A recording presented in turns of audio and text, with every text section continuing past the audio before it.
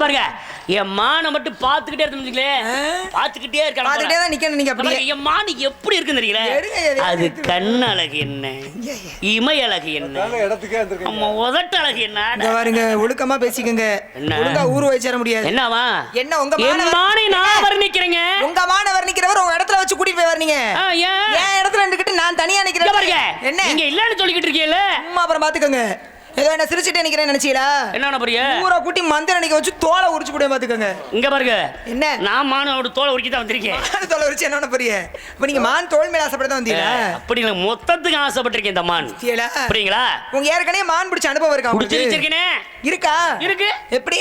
வீட்டுல வச்சிருக்கேன் ஒரு மானை. எப்படி பரிசாக கொடுத்தார்கள். பரிசு? அது பரிசாக கொடுத்த மான்ங்கிறதுனால அத பக்குவமா வச்சிருக்கேன். ஆனா இந்த மானை என் கையால பிடிக்கணும்னு வந்திருக்கேன். பார்க்கலாம். மான் வேகமோ மனவேகமானு வாங்க. மான் ரொம்ப வேகமாக ஓடக்கூடிய ஒரு ஜீவன். அதை எப்படி நீங்க கையால பிடிக்கிறீன்னு நான் பாக்குறேன். பிடிக்கத்தானே என் அனுமதி இல்லாம நீங்க எப்படி பிடிக்கிறீன்னு பாக்குறேன். வாங்க பாருங்க. குறை அப்படி குற்றங்கிறது இருக்குல்ல, அது நம்ம மேலே இருந்தாலும் அதை ஏத்துக்கிற மனநிலை இருக்கு பார்த்தீங்களா? அது கொஞ்சம் சிரமம் தான். ஏன் சொல்றேன்னு கேளுங்க. ஒரு கணவன் ஒரு மனைவி ரெண்டு பேருக்கும் அடிக்கடி சண்டை வந்துகிட்டே இருந்துச்சு. ஒரு நாள் புருஷன் பார்த்தான், இவளுக்கு எதுவும் காது இது கேட்கலையா? நாம ஒன்று சொன்னா அவ ஒன்று பேசுறா. ஆமா, நம்ம சொல்றதே புரிஞ்சுக்க மாட்டேறா. ஒருவேளை காது கேட்கலன்னு நினைக்கிறேன்னு கூட்டிட்டு போய் ஒரு காது சிறப்பு மருத்துவர்கிட்ட, என் மொண்டாடிக்கு காது கேட்க மாட்டேங்குது என்னன்னு பாருங்கன்னு. அவர் எல்லா சோதனையும் பண்ணிட்டு காது நல்லா தான் இருக்கு, ஒரு பிரச்சனையும் இல்லை காதுல இருந்தாலும் தாங்க ஒரு 3-4 நாளைக்கு மருந்து சாப்பிட சொல்லுங்க, மருந்து காதுல ஊத்த சொல்லுங்க அப்படின்னு கொடுத்து அனுப்புறாரு. சரி, வீட்டுக்கு வந்தோம் நம்ம மருந்துலாம் ஊத்துறா. ஒரு வாரம் ஆயிடுச்சு. வேலைக்கு போயிட்டு அவன் வேலைக்கு போட்டு வரும்பொழுது அவனுக்கு ஒரு யோசனை. ஆக நம்ம பொண்டாட்டிக்கு காது கேட்கலைன்னு மருத்துவர்கிட்ட அழைச்சிட்டு போனோம். ஒரு 4-5 நாளாக மருந்து ஊத்துறா காதுல. இப்போ ஒரு வாரம் ஆகி போயிடுச்சு. நீ யாரும் காது சரியா இருக்கும் சோதிப்போம் அப்படின்னு என்ன பண்றேன், வீட்டுக்கு வந்தவே வீட்டுக்குள்ளே போகாம வெளியிலே நின்றுக்கிட்டு, அடியே நம்ம வீட்டில் இன்னைக்கு என்னடி குழம்புன்னு கத்த. வெளியில இருந்து சத்தம் வரல. யோசிச்சிருக்கேன், இருந்தாலும் இவ்வளவு தூரத்துல இருந்து கூப்பிட்டா யாரு கேட்கும்? வேலையில பார்த்துட்டு அசந்து கூட நம்ம பொண்டாடி படுத்து பக்கத்துல போவோம் கேட்கறதுக்கு அப்படின்னு வெளியே நின்றவே வாசப்படிக்கிட்ட வந்து உள்ள நுழைஞ்சுக்கிட்டு, அடியே நம்ம வீட்டில் இன்னைக்கு என்னடி குழம்புன்னு. அப்பவும் சத்தம் வரல. ஆக காது இன்னும் சரியாகல போலன்னு கொஞ்சமா சந்தேகம் வந்துருச்சு. வீட்டுக்குள்ள வந்தவே மறுபடியும் வீட்டில் முன்னாடி வந்துட்டு கொஞ்சம் தூரம் தள்ளி போய், அடியே எனக்கு என்னடி குழம்புன்னு. அப்பவும் சத்தம் வரல.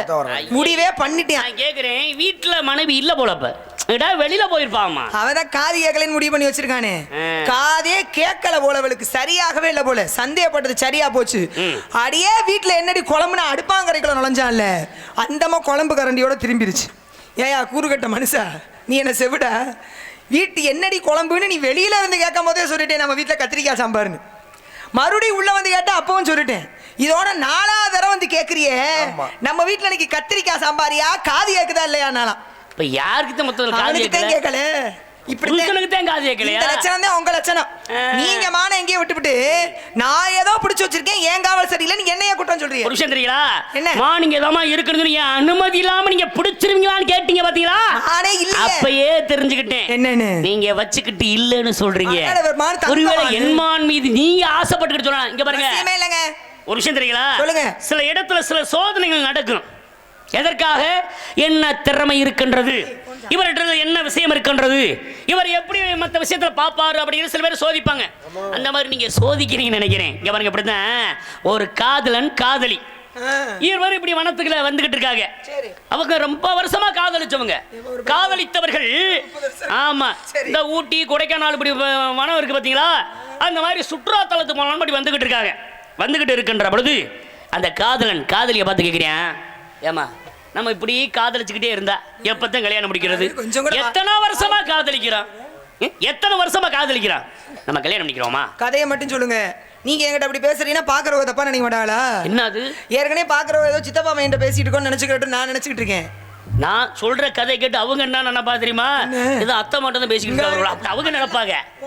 கதையை தாங்க நான் சொல்லிக்கிட்டு நீ கோபப்படுறீங்க. அத்தை மகன் ஒத்த மகன் கதையை பாக்குறாங்க. அப்ப காதலிட்ட கேட்டவங்க காதலி சொல்கின்றாள், என்ன கல்யாணம் பண்றதெல்லாம் ஒரு பக்கம் இருக்கட்டும், ஆனா என்ன கல்யாணம் பண்ணி எப்படி நீ குடும்ப வாழ்க்கை நடத்துவ, அப்புறம் உங்கள்கிட்ட என்ன திறமை இருக்கின்றது, எப்படி புத்திசாலியா நீ குடும்பம் நடத்துவ அப்படிங்கிற நான் சோதிக்கணும். அதனால நான் உங்களை சோதிக்கிறேன் அப்படின்னா. என்னமா இத்தனை வருஷமா காதலிக்கிறான், நம்பிக்கை இல்லையா என் மேல, இப்ப போய் சோதிக்கிறேங்கிறிய? சரி என்ன சோதனை சொல்லு அப்படின்னு கேட்கின்ற பொழுது, இங்க பாருங்க பின்னாடி ஒரு குளம் இருக்கு, நம்ம நிக்கிறதுக்கு முன்னாடி பெரிய குளம் இருக்கு. அது குளம். அப்பேற்பட்ட குளத்துக்குள்ள நிறைய தண்ணியும் இருக்கு. ஆனா குளத்துக்கு நடுவுல ஒரு மாமரம் இருக்கு. அந்த மாமரத்துல குளம் குட்டை ஏரி என்பதெல்லாம் அப்படித்தான் எல்லாம் ஒண்ணுதான் சொல்லுதா. அப்படி அந்த குளத்துக்குள்ள நடுவுல ஒரு மாமரம் இருக்கு. அந்த மாமரத்துல மாம்பழம் பழுத்து கிடக்கு. அந்த மாம்பழத்தை மட்டும் எனக்கு நீங்க பறிச்சு கொடுத்துட்டீங்கன்னா உங்களை நான் கல்யாணம் பண்ணிக்கிறேன். இது ஒரு விஷயமா? என்னம்மா போய் யாருக்கிட்ட போய் மாம்பழத்தை பற்றி சொல்லி எங்கள் பகுதிக்கு வாங்க, எம்புட்டு மாம்பழம், கல்லாமா காசா லட்டு பாலாமணி பழம் அடியாப்பா அப்படி மல்கோவான்னு எம்புட்டு இருக்கு. நீங்கள் போய் மாம்பழம் கேட்குறியாம்மா? ஆமாம் பறிச்சு தர்றேன் அப்படின்ட்டு குளத்துக்களை காடு வைக்க போறேன். அங்க முதலை கிடக்கு. முதலையே ஒரு முதலை கிடக்கு.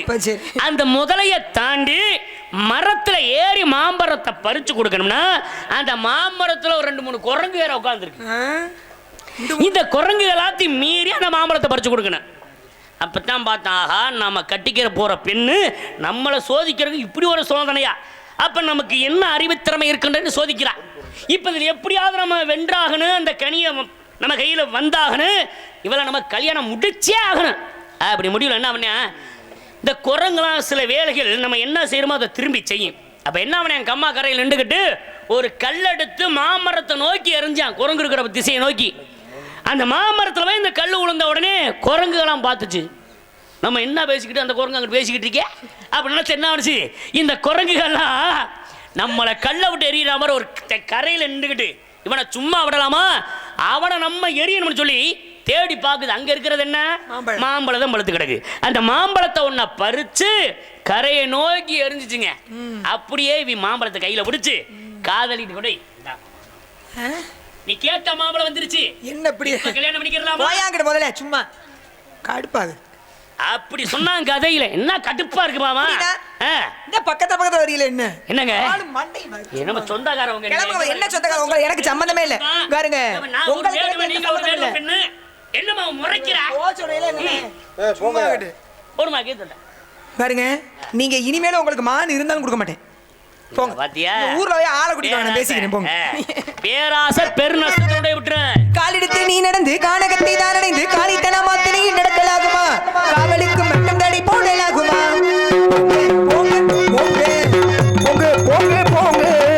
மான தேடி போங்க, காலெடுத்து நீ நடந்து கானகத்தை தான் அடைந்து காலித்தனமாத்து நீ நடக்கலாகுமா, காவலுக்கு மட்டும் தடை போடலாகுமா.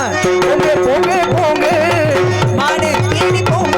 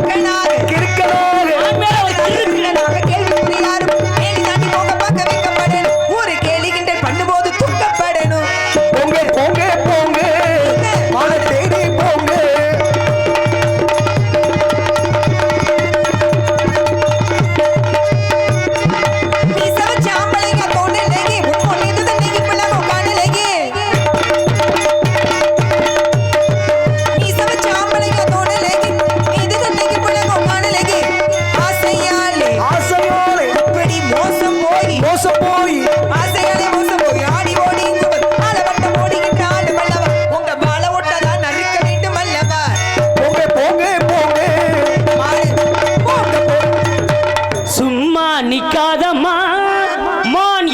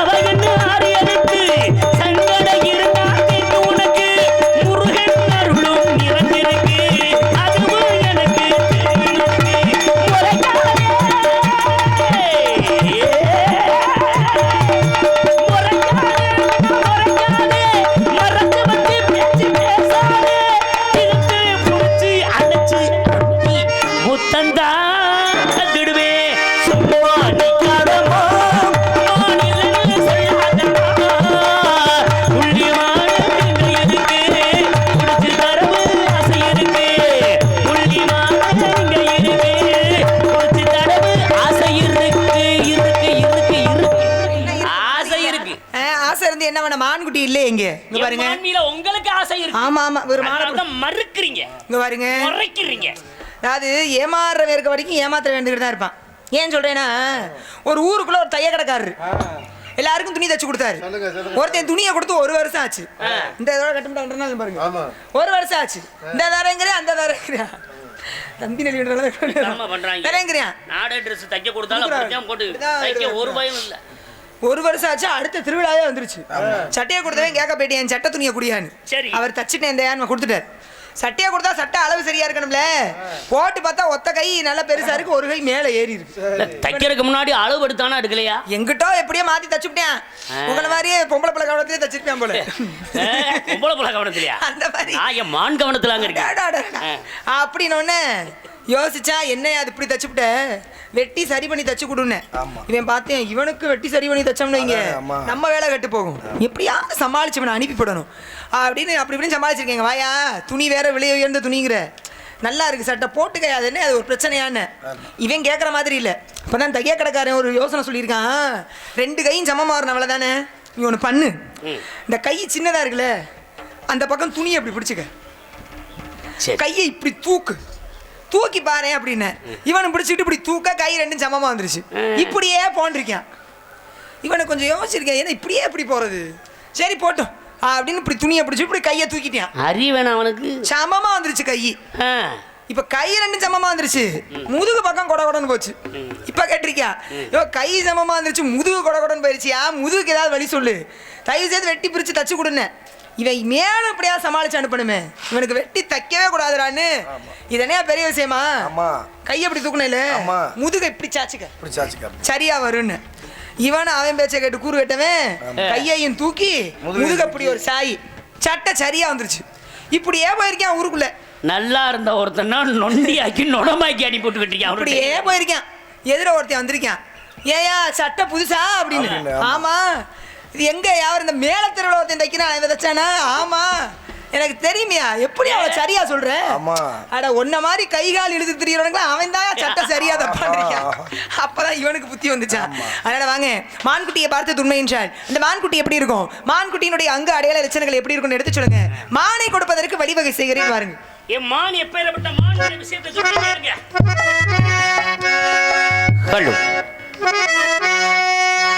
காயாத கானகத்தே நின்றுளாவும், காயாத கானகத்தே நின்றுளாவும், காயாத கானகத்தே நின்றுளாவும் நற்காரியே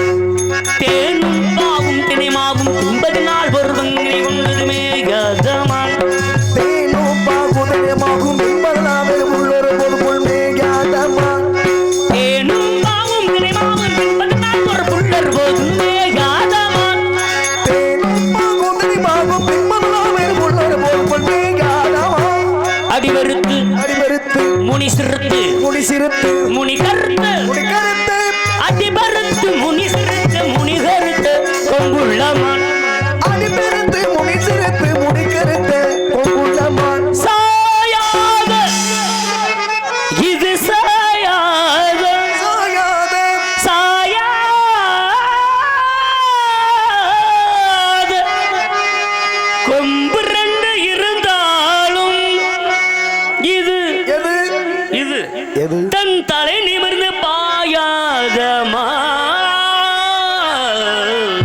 தலை நிமிர்ந்து வாயாதமா தலை நிமிர்ந்து வாயாதமா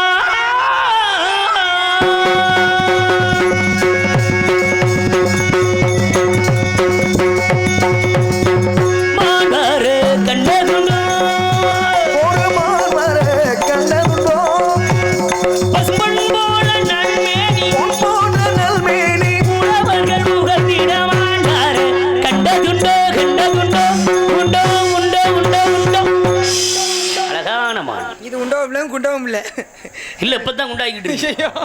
இதெல்லாம் மான்குட்டியோட அடையாளமே இல்ல. மானை யாருங்க தேடி வந்தா மானே மானை என்று கண்ணே உன்னைத்தான் நான் தேடி வந்தேன் தைரியம் இருந்திருந்தா என்ன விட்டு ஓடி போக முடியுமா இனி முடியுமா நாம் இருவருள்ளை ஒருவர் என்பது தெரியுமா தெரியுமா என்னை விட்டு ஓடி போக முடியுமா இனி முடியுமா நாம் இருவரல்ல ஒருவர் என்று தெரியுமா தெரியுமா கண்ணுக்குள்ளே புகுந்து கதைகள் சொன்ன பின்னே எண்ணத்திலே நிறைந்து அதில் இடம் பிடித்த பின்னே இந்த நன்மை தந்தை சம்மதித்த பின்னே என்ன நன்மை தந்தை சம்மதித்த பின்னே அன்பின் தன்மையை அறிந்து கொண்ட பின்னே என்ன விட்டு ஓடி போக முடியுமா இனி முடியுமா நாம் இருவருள்ளை ஒருவர் என்பது தெரியுமா தெரியுமா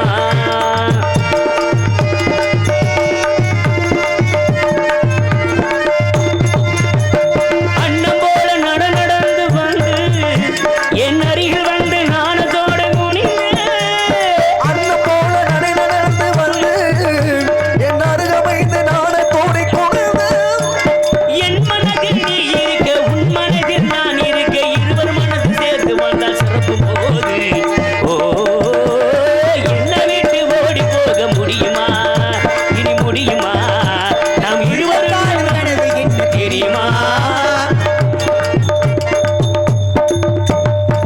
அண்ணே தங்கச்சி எங்கனே போன அண்ணன் இப்ப வேட்டைக்கு போயிட்டு புத்தாண்ட வந்தேன் நீ ஆமாடா சத்தியம் பண்றா கடைக்கு ஆமா அண்ணே அவர் போனா போட்டும்னே சரி. என்னைய தான் தேடி வந்தார காதலிக்கிறாரா அப்பனா ரொம்ப நல்லதா போச்சு எதுக்கு நம்ம குடும்பத்துல நல்ல விஷயம் நடக்க போகுதுன்னு நினைச்சு ஏன் என்ன கல்யாணம் பண்ணி நான் போறது உனக்கு நல்ல விஷயமா இல்லடா அப்பதான்டா அண்ணனுக்கு தங்கச்சி உன்னைய கடத்தி விட்டாத்தே ஆ. எனக்கு ஒரு குடுப்பனை கிடைக்கும் என்ன குடுப்பன எனக்கு ஒரு உனக்கு பாக்கி அந்த குடுப்பனே இருக்க கூடாது ஏய். சாமியை கும்பிடுவோம் சாமியை கும்பிடுவோம் தான்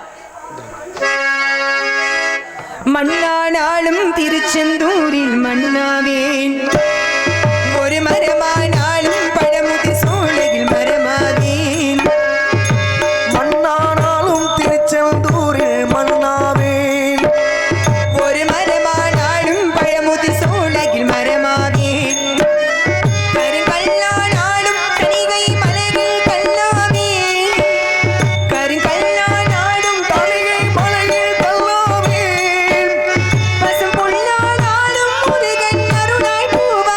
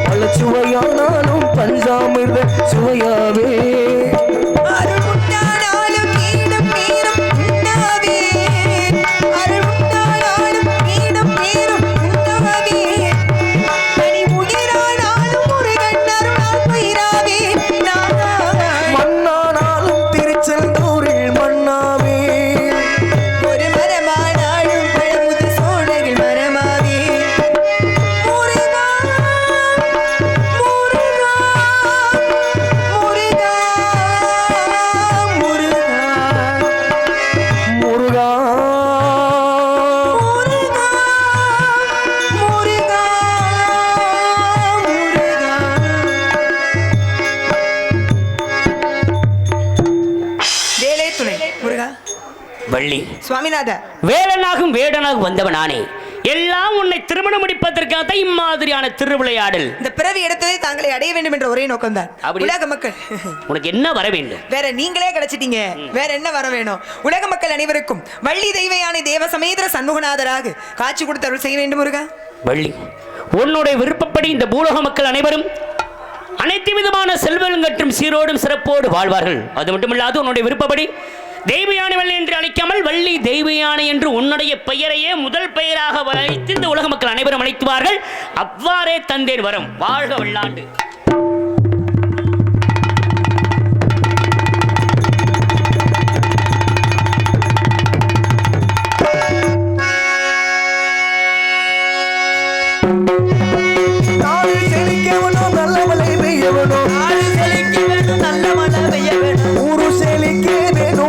தங்கமே ஊரல்ல வாழ வேணும், பற்றி பெருக வேணும், பால் பானம் பொங்க வேணும், ஊட்டு பெருக வேணும், ஞான தங்கமே ஊரல்ல வாழ வேணும். மகமான ரூபமுடைய பாதார விண்ணமுடைய ஸ்ரீராம ரூபமுடைய நித்திய மகளோ